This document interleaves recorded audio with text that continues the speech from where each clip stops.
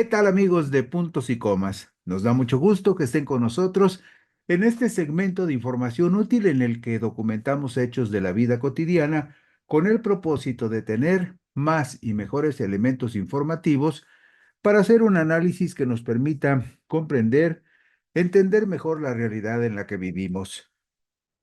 Se nos acaba el año, se va el 2024, pero el 2024 será recordado como un año singularmente importante para las mujeres. Fue un año de mujeres poderosas, pues los principales cargos públicos en el país están en sus manos. Por primera vez en la historia de México tenemos una presidenta de la República. La Suprema Corte de Justicia de la Nación sigue en manos de otra mujer y en el poder legislativo la fuerza femenina se siente, pues hay paridad plena entre mujeres y varones en la Cámara de Senadores y una ligera mayoría de mujeres en la Cámara de Diputados del Congreso de la Unión. Además, el Instituto Nacional Electoral y la Sala Superior del Tribunal Electoral del Poder Judicial de la Federación están en manos de mujeres. Un panorama más amplio difícilmente se podría presentar. El trayecto fue muy largo y accidentado, pues pasaron 71 años, 7 décadas desde 1953, cuando les fue reconocido a las mujeres el derecho al voto para que finalmente una de ellas, la doctora Claudia Sheinbaum Pardo, alcanzara la presidencia de la República en los comicios del domingo 2 de junio del 2024 para tomar posesión de su cargo el martes 1 de octubre del 2024. Después de 203 años como nación independiente, luego de la consumación de nuestra independencia en 1821, cerraremos 2024 con otro hecho histórico significativo. Tendremos 12 gobernadoras y una jefa de gobierno de la Ciudad de México entre las 32 entidades de la República. Además, la presidenta Claudia Sheinbaum Pardo se convirtió también en la candidata ganadora con más votos y más porcentaje de sufragios en las más recientes 3 décadas de historia electoral de nuestro país. Y vemos, como ustedes lo recordarán, porque fue un hecho notable, histórico y trascendente, vemos en la diapositiva número 3 la votación con la que la presidenta le ganó la presidencia de la República a la candidata de la oposición. 35.924.519 votos, casi 36 millones de votos, que representaron el 59,75%. Y muy lejos, en un lejano segundo lugar, Berta Xóchitl Gálvez Ruiz de PAN-PRI-PRD con 16.502.697 votos para el 27,45. Y meramente testimonial la presencia de Jorge Álvarez Maínez con 6.204.710 votos, el 10,32% de los sufragios totales. Esta diapositiva, la número 3, es una diapositiva histórica es el registro puntual y permanente para siempre de la llegada de una mujer a la presidencia de la República en México en el singularmente especial año del 2024. Se nos debe quedar grabado en la memoria porque solamente sucede una vez este tipo de acontecimientos. Y vemos también la diapositiva número 4, en donde observamos el rostro de tres mujeres poderosas que también tuvieron un papel importante en el año 2024. Vemos ahí a Norma Lucía Piña Hernández, la ministra presidenta de la Suprema Corte de Justicia de la Nación, que jugó un papel muy controversial, sobre todo en el proceso de aprobación de la reforma judicial que cambiará para siempre el rostro del poder judicial de la República después de los comicios del domingo 1 de junio del 2025, cuando todo cambiará en esa estructura anquilosada, esa estructura de poder que privilegió la protección a los poderosos y estuvo siempre históricamente alejada del pueblo. Vemos en medio a Guadalupe Tadei Zavala, la consejera presidenta del Instituto Nacional Electoral, que llevó sobre sus hombros el peso de una elección histórica, una elección presidencial histórica sometida a muchísimas presiones. Y finalmente, Mónica Aralí Soto Fregoso, a la derecha, la magistrada presidenta del Tribunal Electoral del Poder Judicial de la Federación, que ustedes saben muy bien que resistió todas las presiones que fue posible conocer en su momento, porque se pretendía que el Tribunal Electoral detuviera, conjurara la posibilidad de que Morena lograra la mayoría calificada en las dos cámaras del Poder Legislativo, porque eso le permite y le permitió finalmente llevar a cabo las reformas constitucionales para cambiarle el rostro al régimen de gobierno que vivimos como la segunda parte del proyecto de la Cuarta Transformación. Pero esos rostros también demuestran que en el 2024 fue un año de mujeres poderosas y que la llegada de Claudia Sheinbaum Pardo marcará por estos detalles y por su propio impulso hechos históricos que deberán quedar registrados en la memoria de esta y de varias generaciones. Habría que recordar que la primera mujer que aspiró a la presidencia de la República fue una candidata de izquierda, María del Rosario Ibarra de la Garza, conocida genéricamente como Rosario Ibarra de Piedra, quien en 1982 fue postulada por el Partido Revolucionario de los Trabajadores, un partido de orientación trotskista, de orientación socialista, que también en el año de 1988 la volvió a postular para competir por el máximo cargo de elección en el país. En 1982, doña Rosario Ibarra de Piedra logró el 1,77% de la votación y 6 años después alcanzó el 0,38%. Estamos hablando de épocas sumamente difíciles, de épocas de pioneros y de pioneras que abrieron camino en la democracia del país, y doña Rosario Ibarra de Piedra fue la primera presidenta, la primera mujer candidata a presidente de la República que repitió en los comicios de 1982 y de 1988, postulada por el ya histórico Partido Revolucionario de los Trabajadores, el famoso PRT de orientación trotskista, orientación de izquierda socialista. Y vemos en la diapositiva número 6 la relatoría de la historia de estas mujeres candidatas. Ahí vemos las dos postulaciones de doña Rosario. También en 1994 fue postulada Cecilia Guadalupe Soto González por el Partido del Trabajo. Después, en el 94, también Marcela Lombardo Otero por el Partido Popular Socialista. En esa contienda hubo dos mujeres, no con mucha fortuna, porque Cecilia Soto logró apenas el 2,75% para el Partido del Trabajo y Marcela Lombardo el 0,47% para el PPS. Después fue candidata presidencial en el 2006 Dora Patricia Mercado Castro por el Partido Socialdemócrata, que duró muy poco en la vida política del país.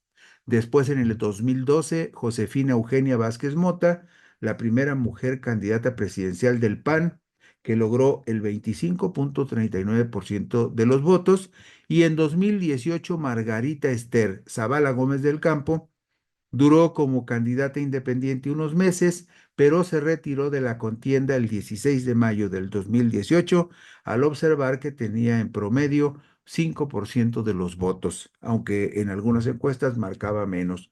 Pero esa es la historia de las mujeres que fueron pioneras en la búsqueda de la presidencia de la República antes de la llegada de Claudia Sheinbaum Pardo.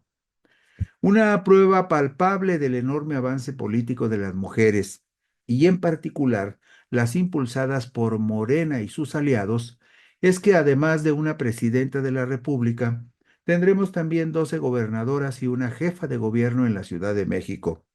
10 mandatarias pertenecen al proyecto de la Cuarta Transformación y las 3 restantes son del Partido Acción Nacional, un hecho también inédito que se concreta, se consuma en el 2024 al llegar a 12 gobernadoras de Morena, 11 gobernadoras y una jefa de gobierno y 3 mandatarias estatales del Partido Acción Nacional. Para el registro queda la diapositiva número 8. 2024, año de mujeres poderosas, y ahí vemos la lista de las 11 gobernadoras, de las 9 gobernadoras de Morena, 10 mandatarias, incluyendo la jefa de gobierno de la Ciudad de México, Clara Marina Brugada Molina, 10 mandatarias estatales del partido Morena y tres candidatas del Partido Acción Nacional.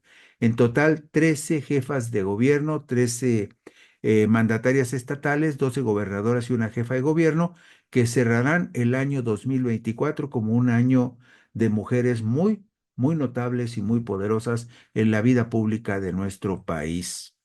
La candidata ganadora en la contienda por la presidencia de la República, Claudia Sheinbaum Pardo, de la coalición Sigamos Haciendo Historia, integrada por Morena, Partido del Trabajo y Partido Verde, se impuso sin problemas en 8 de los 9 estados de la República que el día de los comicios estaban en manos de la oposición, y en 6 de esas 9 entidades federativas superó el 50% de los votos.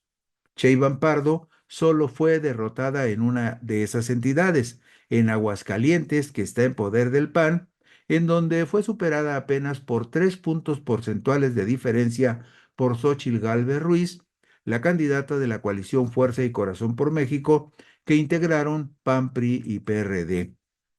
¿Cuáles fueron los estados que se mostraron más generosos con Sheinbaum? Bueno, el estado gobernado por la oposición, donde Claudia logró el porcentaje más alto, fue el estado de Yucatán, que el PAN tenía en su poder y que en los comicios del pasado domingo 2 de junio del 2024 perdió con Morena y sus aliados. Ahí, en ese estado de Yucatán, la candidata del partido Guinda recibió el respaldo del 60.68% de los votantes. En tanto que la segunda entidad que le siguió con el porcentaje más alto fue Durango, administrada por el PRI, con un 58.44%, y la tercera entidad de oposición que le otorgó más respaldo a la candidata de Morena fue Chihuahua, también panista, con 53.86%. De las 32 entidades del país, Claudia Sheinbaum Pardo solo perdió una, como le decíamos, el estado de Aguascalientes, que sigue gobernado por el Partido Acción Nacional. Vemos en la diapositiva número 11 esos 9 estados que estaban en poder de la oposición, ahora nada más son 8, porque recuerde usted que en junio pasado el PAN perdió Yucatán con Morena, pero en el momento de los comicios de junio, esas eran las 9 entidades que estaban en poder de la oposición: Aguascalientes, Guanajuato, Querétaro, Chihuahua y Yucatán. Yucatán ya lo perdió en junio, pero el partido Movimiento Ciudadano conserva Jalisco, Nuevo León, en tanto que el PRI tiene las gubernaturas de Coahuila y de Durango. Y ahí ve usted los votos y los porcentajes de votos que logró la candidata de Morena. Solamente perdió en Aguascalientes una diferencia muy pequeña. Claudia Sheinbaum Pardo tuvo 42.73% y Berta Xóchitl Gálvez Ruiz sumó 45.96, apenas 2 puntos de diferencia entre una y otra candidata. Bueno, 3 puntos de diferencia, póngale usted, 3 puntos de diferencia, y fue el único estado de toda la República que perdió la candidata de Morena, que triunfó en 31 de las 32 entidades del país.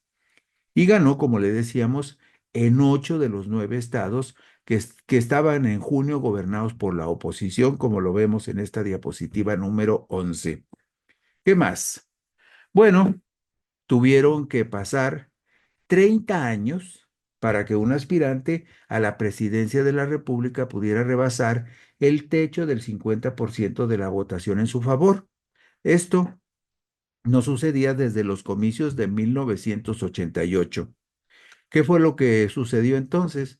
Bueno, en 1988 muchos jóvenes no lo recuerdan, no lo saben. En medio de las controversias y de los señalamientos de fraude, el priista Carlos Salinas de Gortari sumó 50.36% de los votos para superar, por lo menos en términos oficiales, al aspirante del Frente Democrático Nacional, Cuauhtémoc Cárdenas Solórzano, en un triunfo que siempre estuvo manchado por la presunción de corrupción, trampas, abusos y manipulación de las cifras y de los votos. Algo muy parecido a lo que sucedió años después en la contienda del 2006, cuando también a Felipe de Jesús Calderón Hinojosa del Partido Acción Nacional se le acusó de haberse robado la elección en la contienda contra López Obrador. Bueno, pues hace 36 años, en 1988, también a Carlos Salinas de Gortari del PRI se le acusó de haberle robado la elección a Cuauhtémoc Cárdenas Solórzano del Frente Democrático Nacional, una fuerza que incluía algunas organizaciones importantes de la izquierda tradicional. Fue hasta el año 2018 que se rompió el maleficio, pues el candidato de la coalición de izquierda, encabezada por Morena, Andrés Manuel López Obrador, sumó un porcentaje del 53.18% en los comicios presidenciales y 6 años después, en el 2024, la tendencia se consolidó con la también aspirante morenista Claudia Sheinbaum Pardo, quien recibió el pasado domingo 2 de junio un total de 35.924.519 votos para un porcentaje del 59.76% del total de los sufragios. Y esto lo vemos muy gráficamente en la diapositiva número 14. Ahí puede usted ver los porcentajes de votación cuando el PRI era el partido de Estado casi único. Usted recordará que el PRI fue fundado en 1929 con el nombre de Partido Nacional Revolucionario, que fue el que llevó en su momento al gobierno al general Lázaro Cárdenas en los comicios de 1934. Cuando ese PNR, que después se transformó en Partido de la Revolución Mexicana en 1940, ya con Manuel Ávila Camacho, es el mismo PRI, es el antecesor del PRI. El PNR y el Partido de la Revolución Mexicana son el padre y el abuelo del actual PRI. Bueno, en la época en que ese partido era, digamos, como la Secretaría de Elecciones del gobierno en turno, los gobiernos, los candidatos de ese partido obtenían porcentajes de votación altísimos. 98% el general Cárdenas, 93% Ávila Camacho, 77% Miguel Alemán, y así vemos que va bajando la votación. En 1976, por ejemplo, José López Portillo y Pacheco ganó con el 91.90% de los votos porque fue el único candidato con reconocimiento oficial. El reconocimiento oficial lo daba el gobierno. El PAN no postuló candidato en 1976 y entonces el candidato oficial ganó con el 91.90%. Pero empezaron a bajar las votaciones. Ya a Miguel de la Madrid solamente le alcanzó para el 68% y a Carlos Salinas de Gortari, en medio del fraude, solamente alcanzó el 50.36%.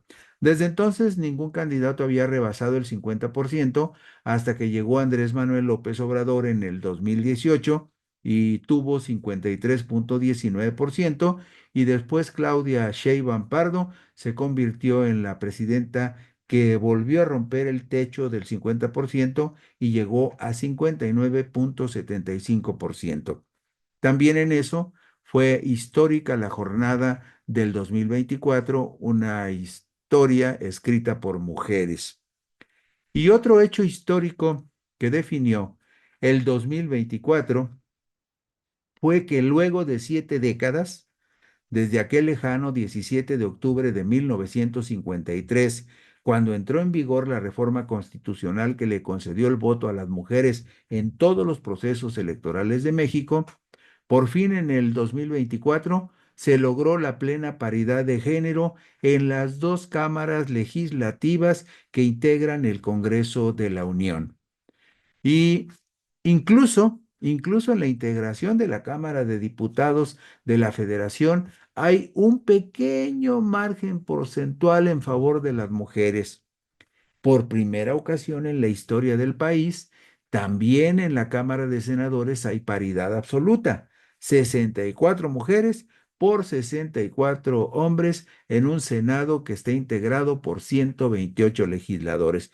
Como usted podrá ver, hay datos, números, estadísticas suficientes para documentar, para sostener que el 2024 fue un año de mujeres poderosas. ¿Por qué? Porque llegaron prácticamente a todos los cargos importantes en la vida pública de la República, y además de todo esto, se empoderaron en las dos cámaras del Congreso de la Unión, como lo vamos a ver detalladamente enseguida. Mire usted, vea la diapositiva número 17 que tenemos en pantalla. En esta diapositiva ve usted que ya desde la legislatura anterior, desde la integración de la Cámara de Diputados del 2021 al 2024, la que acaba de terminar, la que terminó su periodo después de los comicios del pasado 2 de junio, bueno, pues esa legislatura, esa Cámara de Diputados de la Federación, tuvo por primera vez en la historia un equilibrio perfecto: 250 mujeres por 250 hombres, 50 y 50. Claro que los porcentajes varían con respecto también a los partidos políticos. En estas tablas es cuando vemos con mucha claridad cuáles son los partidos que en los hechos concretos verdaderamente postulan a más mujeres que varones o le abren más espacio a las mujeres. En este caso es muy fácil observar la situación de Morena. Ahí ve usted que Morena, en el primer renglón de arriba, Morena en la legislatura 21-24 tuvo 103 mujeres por 97 hombres. 103 mujeres por 97 hombres. En tanto que el PAN tuvo 57 mujeres y 57 varones. El PRI tuvo 35 mujeres y 34 hombres. El Partido Verde 18 mujeres y 23 hombres. Ahí vemos un sesgo muy en favor de los varones. En el caso del PT hubo 16 mujeres y 17 hombres. Y en el caso de Movimiento Ciudadano, 13 mujeres, 14 varones. El PRD, 8 mujeres y 7 hombres. En total, usted ve ahí con toda claridad que los porcentajes más altos de mujeres los tuvo el partido Morena, con el 51.5 de mujeres en la Cámara de Diputados, 103 mujeres contra 97 varones, y en segundo lugar el Partido Acción Nacional, que tuvo un equilibrio perfecto: 57 mujeres y 57 varones. Y vea también el desbalance, por ejemplo, en el caso del Partido Verde Ecologista de México, que es el que tiene el porcentaje de varones más alto: 56.1% contra 43.9% de mujeres. Pero, a pesar de esos sesgos en algunos partidos, en esta legislatura que estuvo en funciones en la Cámara de Diputados del 2021 al 2024, hubo 250 mujeres por 250 varones. Y vemos enseguida en la diapositiva 18 lo que sucedió entre los diputados que fueron electos el pasado mes de junio para integrar el Congreso, para integrar la Cámara de Diputados entre el 2024 y el 2027. Vea usted los números.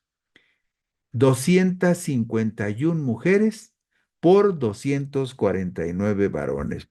Le dijeron a los señores, ¿saben qué? Aquí mandamos nosotras y finalmente ya hay una diputada más mujer que los diputados varones.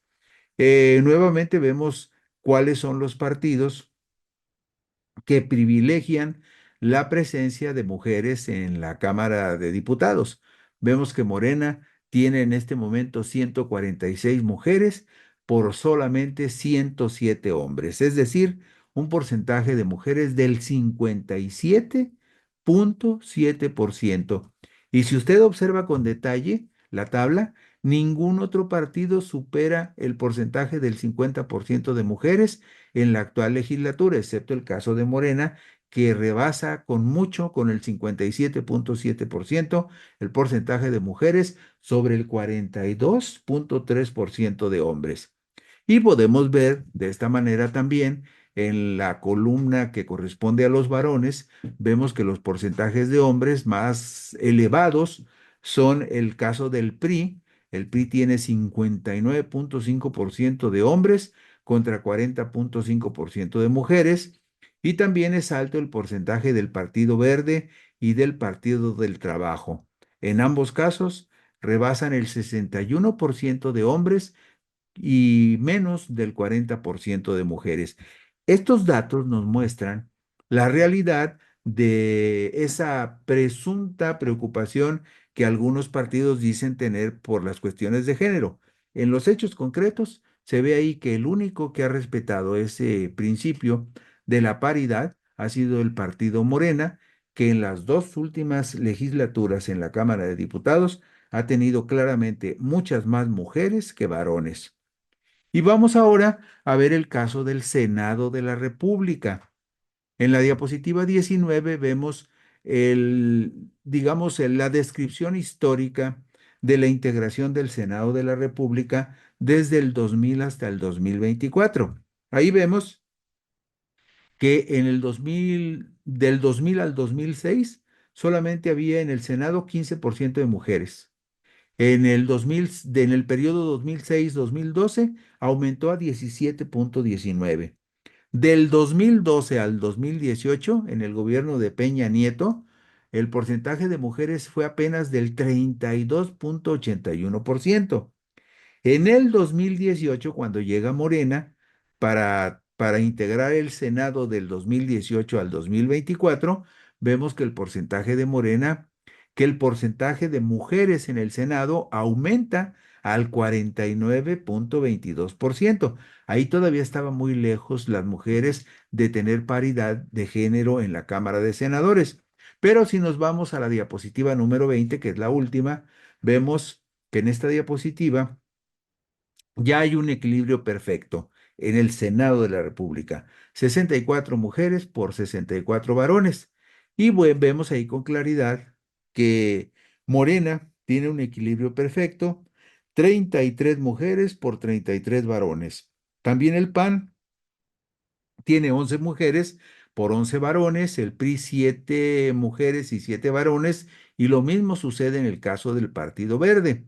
En el caso del Partido del Trabajo, el Partido del Trabajo pone dos mujeres, cuatro mujeres, perdón, cuatro mujeres por dos hombres. Movimiento Ciudadano, dos mujeres por tres hombres, y hay un candidato varón sin partido y sin grupo parlamentario.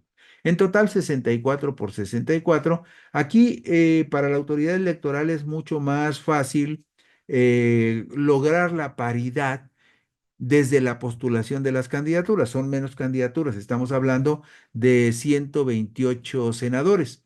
Entonces, la autoridad electoral tiene más margen y más posibilidades de maniobrar para imponer la paridad de género. Se le complica a la autoridad electoral hacerlo en la Cámara de Diputados, pero aquí es mucho más cómodo decirle a los partidos, a ver, MC, llevas 8 varones y 4 mujeres, tienes que equilibrar y entonces de alguna manera la autoridad le puede decir, no te autorizo esos registros hasta que no tengas una paridad equilibrada de género entre varones y mujeres.